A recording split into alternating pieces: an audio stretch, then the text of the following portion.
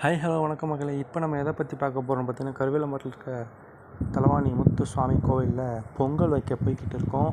So இதுதான் கோயில் முன்னாடி இருந்த அலங்காரம். ஸோ பார்த்திங்கன்னா எங்கள் மாமியாரும் எங்கள் மச்சானும் பொங்கல் பானைக்கு தீ வச்சுக்கிட்டு இருந்தாங்க. நான் பார்த்திங்கன்னா சாமி அலங்காரம் பண்ணுறதெல்லாம் அப்படியே சைடில் நின்று வேடிக்கை பார்த்துக்கிட்டு இருந்தேன்.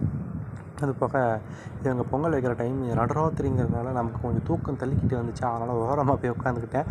ஸோ ஊரே சேர்ந்து, அதாவது ஒரு குடும்பம், ஒரு 40-50 குடும்பம் சேர்ந்து இந்த கோவில் வழிபாடு நடத்தி சாமி கும்பிட்றாங்க. அப்புறம் பொங்கல் வச்சு இறக்குனதுக்கப்புறம் வாழை இலையில் இந்த மாதிரி முடிச்சு போட்டு சாமி முன்னாடி படப்புக்கு வச்சுட்டு நைட்டு ஒரு சாமி ஆட்டம். ஸோ பார்த்திங்கன்னா மாலையை அப்படியே அள்ளி குமிச்சு போடுறாங்க.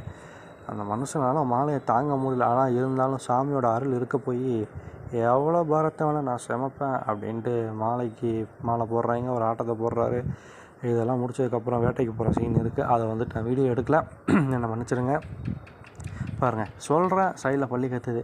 அப்போது சாமி நம்ம கூட இருந்து நமக்கு எல்லாத்தையும் வழிநடத்துகிறான்னு தானே அர்த்தம். சரி, ஓகே.